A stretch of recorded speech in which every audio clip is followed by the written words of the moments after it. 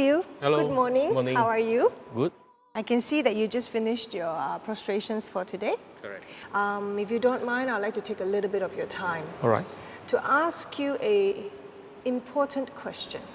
Okay. The people quote His Holiness the Dalai Lama as evidence that the Dorje Shugden practice is wrong. Would you like to share your thoughts on this? Okay. When people quote Dalai Lama saying this, they are referring him as a secular leader of Tibet. Some even call him the king of Tibet. When he is regarded as the secular leader of Tibet, he is considered even higher than his guru Trijang Rinpoche by rank. And whatever advice he gave people, it has a lot of effect because he's the authority. However, we all know that the leader of the country around the world, they do and they can make error in judgment. Let's take an example, the US President Donald Trump. Many people criticize him in making the error in judgment in his immigration and trade policies, which has caused negative effects on many people.